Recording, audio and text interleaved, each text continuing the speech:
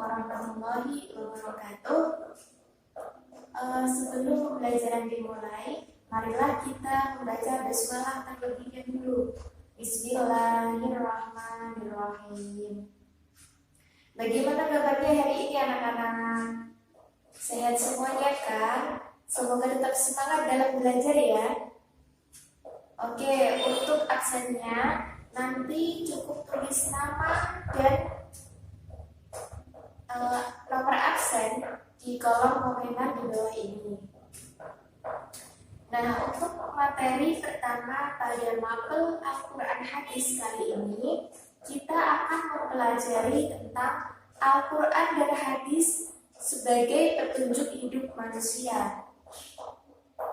Nah, sebelumnya kita harus mengetahui dulu apa sih tujuan kita mempelajari materi ini, supaya kita dapat menjelaskan pengertian Al-Quran dan Hadis, dapat menjelaskan fungsi Al-Quran dan Hadis, kemudian bagaimana cara menerapkannya dalam kehidupan sehari-hari.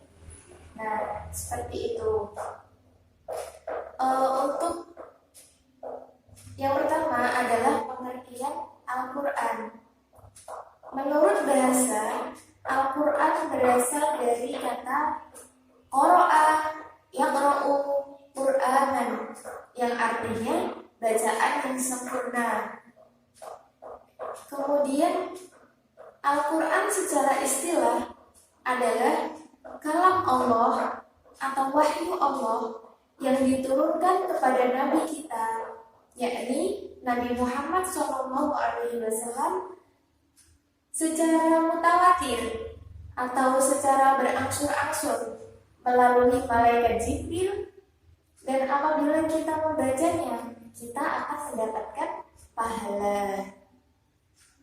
Nah, dalam Quran surat Yasin ayat 2 sampai ayat 5 yang berbunyi Bismillahirrahmanirrahim wal Qur'anil Hakim innaka laminal mursalin ala siratin mustaqim tanzilal azizir rahim,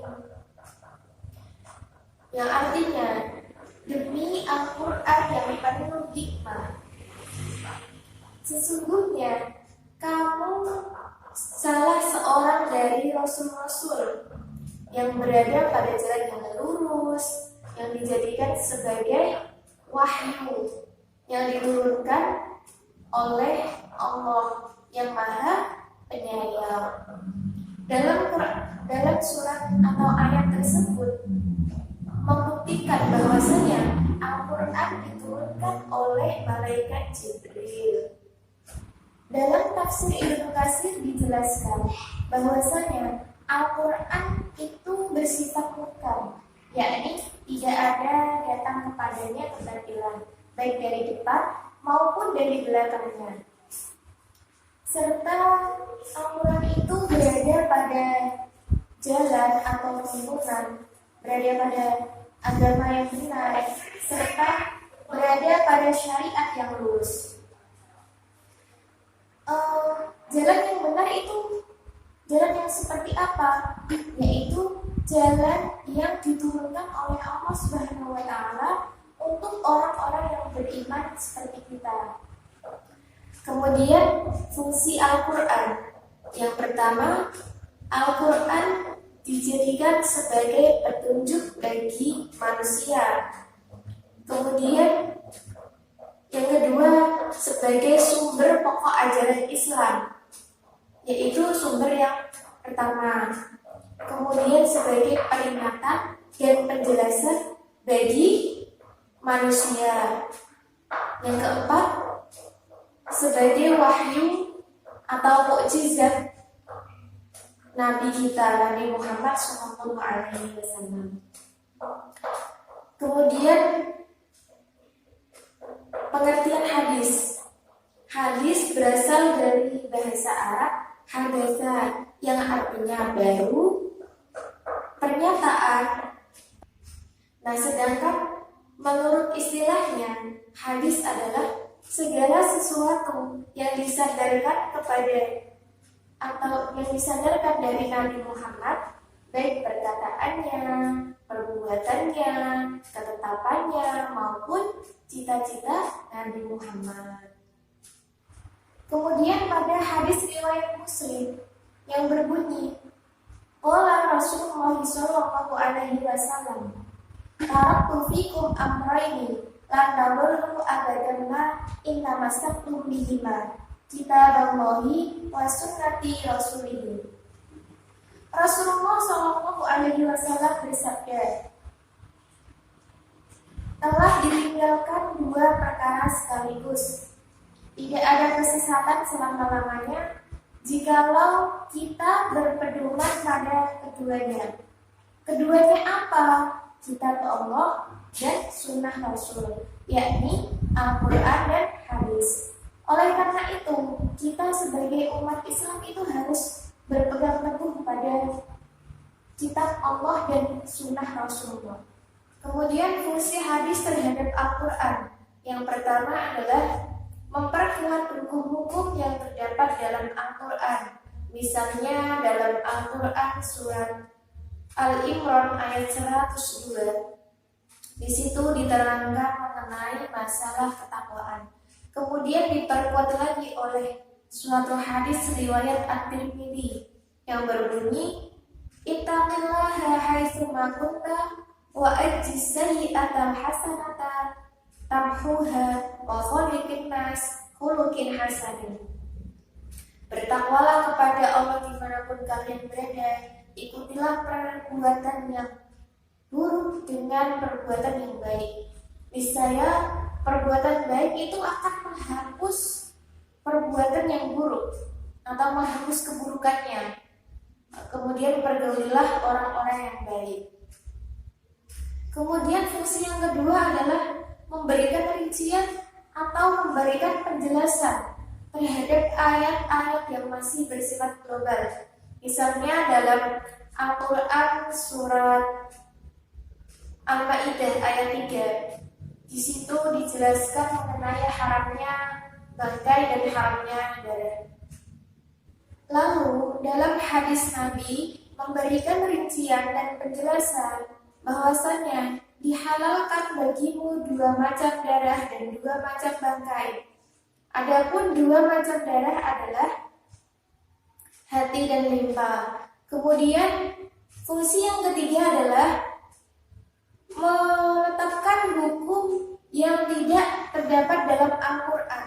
Misalnya cara mensucikan atau cara membasuh najis yang dijilat anjing, mencucikan barang yang dijilat anjing misalnya. Kemudian fungsi yang keempat adalah membatasi keumuman dalam Al-Quran. Dalam Quran surat Al-Jumu'ah dijelaskan bahwasannya kewajiban melaksanakan sholat Jumat bagi setiap mukmin. Nah, dalam hadis diberikan batasan-batasan bagi orang yang tidak boleh melaksanakan sholat Jumat. Dalam hadis Abu Dawud dijelaskan, al-jumu'atu haqqun wajibun 'ala kulli muslimin fi jama'atin illa arba'atan abdun mamlukun aw imra'atun aw sabiyun aw maridun. Kewajiban melaksanakan sholat Jumat bagi setiap mukmin dengan berjamaah kecuali 4 golongan: hamba sahaya, wanita, anak-anak, dan orang yang sakit. Kemudian bagaimana sih cara menerapkan Al-Quran dalam kehidupan sehari-hari itu? Ini saya ada contohnya. Ini contoh orang yang sedang mengaji. Nah, kita itu harus memanfaatkan waktu dengan sebaik-baiknya. Untuk apa? Untuk mempelajari Al-Quran dan hadis, untuk meningkatkan keimanan kita. Kemudian contoh yang kedua, ini menolong kakak yang sedang menyeberangi jalan.